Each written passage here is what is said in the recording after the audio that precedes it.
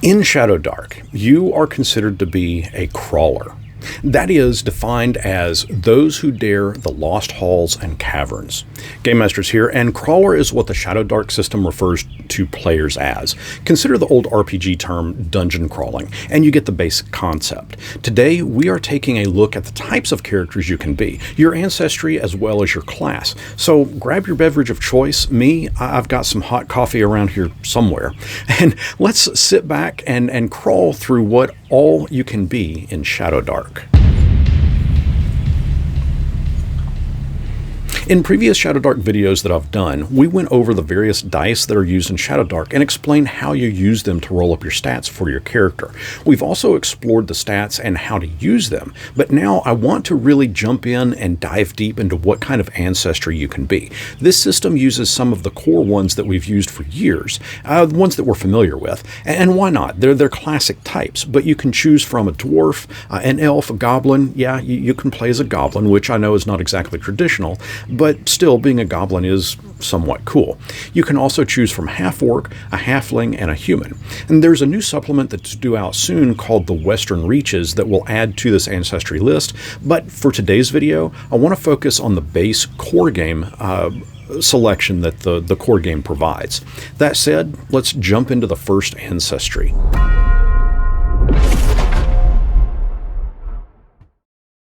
The first ancestry listed is the classic dwarf. These guys are brave, sturdy, and as we saw in Lord of the Rings movie, they carved their kingdoms out from the innards of mountains. Picking this ancestry will gain you 2 languages, Common and Dwarvish, and you'll start off with an additional 2 hit points. In addition to that, when you gain a level, and as we learned in a previous video, you'll roll your class die to gain hit points, but as a dwarf, you'll roll with advantage, meaning that you'll roll 2 class dice and keep the higher of the 2 rolls. For example, if you were to become a dwarven fighter, fighters get a d8 for their hit points, so you'd roll 2d8 and keep the higher number and add that to your hit point total each time you level up. You'll roll new dice each time, so it's not the same number.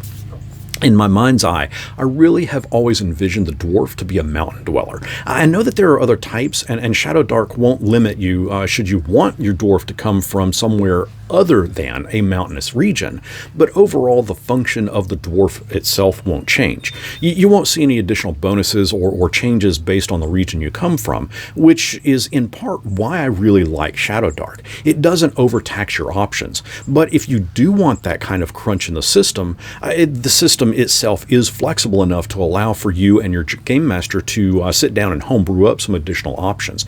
Perhaps you want a Highlands dwarf that will start off with a +1 added to their strength and +1 added to their constitution, but at the sacrifice of not gaining the rolling with advantage at each level up.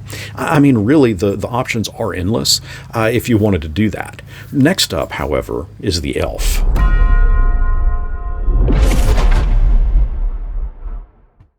The elf is considered to be ethereal and graceful. I'll again reference Lord of the Rings and ask you to consider Legolas here.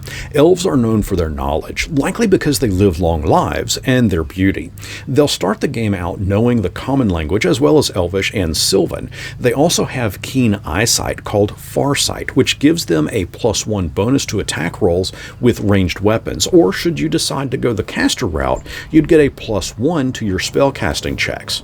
Back before I was the forever DM, I often would play as an Elvish fighter. I liked the coordination of mentally seeing my character wisp in and out of combat, slashing with intricately decorated swords. And while the elf in Shadowdark looks to be more geared towards ranged combat, that's also a classic Elvish build, one that's geared for ranged combat. While it's going to boil down to an aesthetic look in your mind's eye, should you choose to play as an Elvish fighter in Shadowdark, that's still just as viable as fighters can use all weapons, so there won't be anything stopping you from being that whirling dervish when in close-up melee combat, but then using your +1 bonus with a ranged weapon should you find yourself in a situation where being at a distance would be beneficial.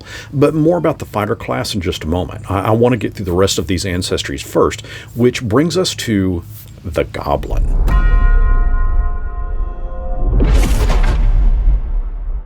While the Goblin isn't as traditional of a thing to play as the Dwarf or the Elf, I like that it's an option here in Shadowdark. These guys are a classic green, they're small, and they fit perfectly in dark and cramped locations. For languages, they know Common and Goblin, and they have an ability called Keen Senses, which acts a bit like Spidey Sense, in that they cannot be surprised. This makes the Goblin a great choice to play should you want to be the scout for the party, to move ahead and get the intel before anyone else in the party knows it. Being a rogue class goblin, a thief class goblin, would be a very fitting combination, but you'll see what I mean when we get to the class section a little later in this video. A moment ago, I mentioned that the goblin cannot be surprised. Shadowdark uses a mechanic called surprise. In essence, surprise grants to a creature who begins its turn undetected the ability to take one turn before the combat initiative roll happens. In the event that the creature chooses to attack, it gets advantage on its target. Being a goblin would prevent that, since it cannot be surprised, which in my book makes them a pretty good choice to play. Another good choice to play is the Half-Orc.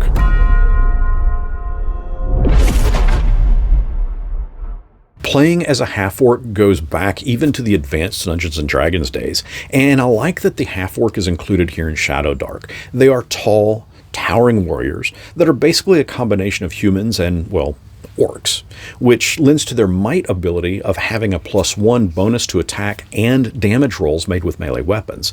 They start off knowing Common and Orcish languages. The orc makes a great fighter class as well, mainly because of that might ability. I mean, being able to add +1 to both your attack and damage is going to make you a pretty formidable beast in close-up combat, even regardless of what weapon you choose to fight with. Half-Orcs in Shadowdark are fierce. Born of two worlds, but belong really to neither one. They carry the raw strength and endurance of their orcish heritage, but also the cunning and adaptability of their human lineage. They fight with relentless drive, which is in turn fueled by a lifetime of having to prove themselves. Beyond the mechanics of this ancestry, Half-Orcs embody the tension between civilization and savagery, which makes these guys a perfect fit for Shadowdark, where survival depends on embracing both.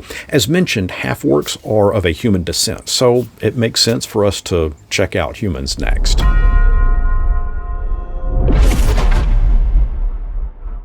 Humans in Shadowdark are considered to be bold, adaptable, and can learn quickly, and often accomplish mighty deeds. When choosing to play as a human, you'll gain an additional talent roll at first level.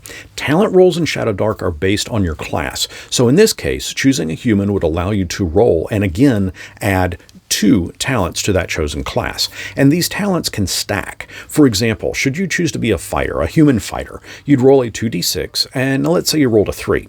You'd add +1 to your melee and ranged attacks, but because you're human, you'd roll again since you make an additional roll when starting out. You may get something else, a different number, but should you roll that 3 again, you'd be adding another +1 to your melee and ranged attacks. Like I said, they stack. Being a human also grants to you the common language as well as one additional common language of your choice. These being Dwarvish, Elvish, Giant, Goblin, Marin, Orcish, Reptilian, Sylvan, and Thanian. Though it might come in handy to pick a language that's also shared with someone else that's in your party. For example, if another player is a Goblin thief, it could be beneficial for you to pick Goblin as your second language, just so that the two of you can kind of banter back and forth should you find yourselves in a otherwise compromised situation. You'll be able to chat without the guards knowing what you're saying. Well, I guess that's assuming that said guards don't know Goblin. But that's a risk you might just have to take. Speaking of risks, let's check out the Halfling next.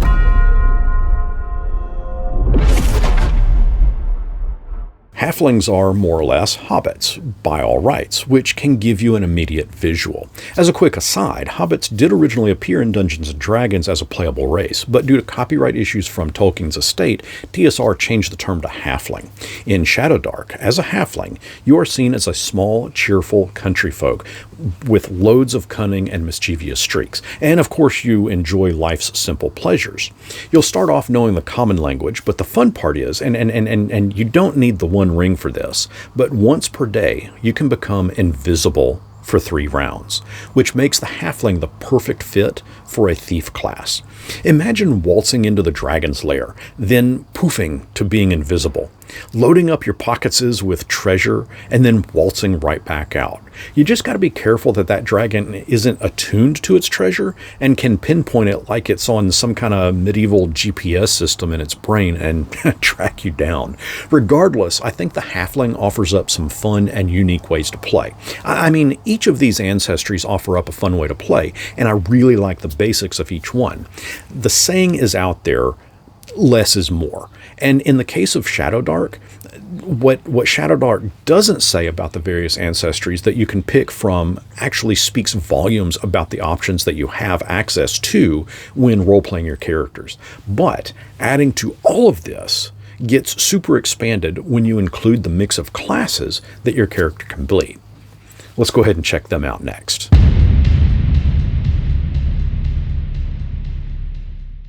Classes in Shadowdark have minimal yet powerful descriptions. Each one is built for fast play and dramatic choices. Each one is sharply defined and provides just enough crunch to feel distinct while providing to the GM the ability to keep the game moving at a brutal, real-time pace. You won't see long lists of powers or endless customizations. I mean, you can customize, but what we are presented with is more a basis to build off of with your specific style of role-playing. Shadowdark classes lean into the archetypal fantasy roles. You have the fighter class, the priest class, the thief class, and the wizard class, with each one emphasizing the cores of what makes each one iconic. Each class's mechanics are tight and efficient, allowing players, as mentioned, to focus more on role-playing, creative tactics, and survival, and making it less dependent on having to flip through page after page to see what all you can do. Further, what sets classes in Shadowdark apart from other games is how well they mesh with the tone of Shadowdark. Each class feels like it belongs in this dark world where torchlight lasts an hour and screams echo in the distance. Wizards risk miscasts with their magic. Clerics need to choose a divine calling and live by it. Thieves rely on cunning and sneaking in the shadows over brute in-your-face force. And of course, fighters simply prefer to rush in where angels fear to tread. But there is always a thick sense of immediacy and danger baked into the way classes function, which in turn makes every decision, every spell, every attack, hell, even every resource used feel meaningful and important. These classes that we are about to deep dive into, it's not about building the most optimized character.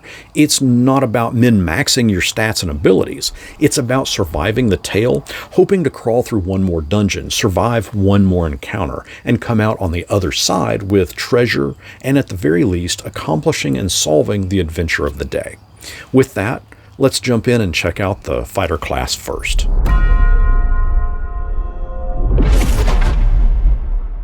Fighters are gladiators donning blood-soaked and dented armor. They are, as we stated earlier, whirling dervishes brandishing slicing swords, but also can be the one that shoots things with a crossbow from afar. Each fighter seeks to carve themselves out as a legend by using steel and grit. Conan the Barbarian, Red Sonja, even Gimli, Legolas, and even Drizzt Do'Urden would be categorized as a fighter class in Shadowdark, at least until Western Reaches introduces the archer. But again, that is a video for another time. Today's video, again, like I said, is focusing on the core Shadowdark game. Fighters can use all weapons found in the game. They can use all armor found in the game. They can use all shields found in the game. Fighters gain 1d8 hit points each time they level up. Fighters have 3 traits, Hauler, Weapon Mastery, and Grit. Hauler allows them to add their Constitution modifier, providing it's positive to their gear slots. Weapon Mastery lets the fighter choose one type of weapon, and they gain +1 to attack and damage rolls with that weapon type. Plus, you can add half your level to those rolls, rounded down in the event that your level doesn't divide out evenly.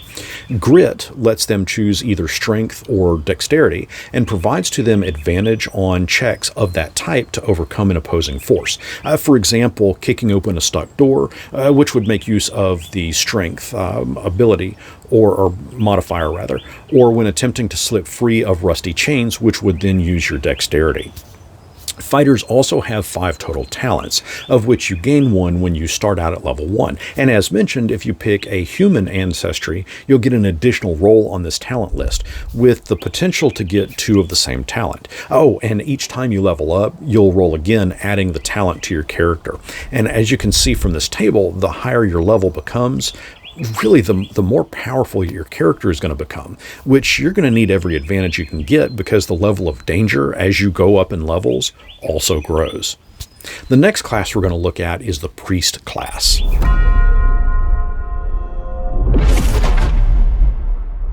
The Priest class is classic. Let's don a robe and grab a holy symbol and start snuffing out evil and healing up the wounded. But in Shadowdark, they have a major twist. Classically in other games, clerics have been forbidden to wield edged weapons. They were not allowed to shed blood. Because danger is in every shadowed and darkened corner in Shadowdark, clerics in this game are known as priests and can use long swords and daggers, as well as the traditional bludgeoning weapons like clubs, maces, staves, and warhammers, but they can also even use crossbows. Priests can wear any type of armor and carry shields. The priest gains 1d6 hit points starting out and at each level up, and they also know Celestial, Diabolic, or Primordial for a language, which, while not specified, could be tied and determined by the alignment one chooses to play as, but is also tethered to the deity that they choose to serve. All priests know the spell Turn Undead, and it doesn't count towards the number of spells that you know. Because the priest is a caster type, it has spell casting, which grants to the class, yeah, you guessed it, priest spells. At level 1, you'll start off with 2 tier 1 spells of your choice from the priest spell list, and each time you gain a level, you'll pick a new spell, eventually learning higher level tier spells as you gain levels. For example, by the time you're level 5, you'll know 3 first tier level spells, 2 second tier level spells, and 1 third tier level spell. We'll look at the spells for both the priest and the wizard in a future video, so be sure to subscribe so that you don't miss that video when it does drop. Just like the fighter class, the priest class also has a list of talents, also from a selection of 5, granted randomly from 2d6 rolls. Of course, as you gain a level, you'll roll for a new talent. But say you're starting out at level 1 and you roll a 12. You'd pick your talent from the previous ones listed, or you can distribute 2 points to your stats. They don't have to both be added to the single stat. You can split them up if you want. Next up is the Thief class.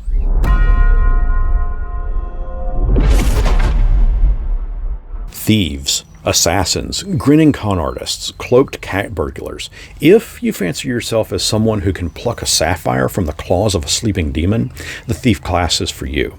You'll have access to using clubs, crossbows, daggers, short bows, and short swords for weapons, and you can wear leather armor or mithril chainmail.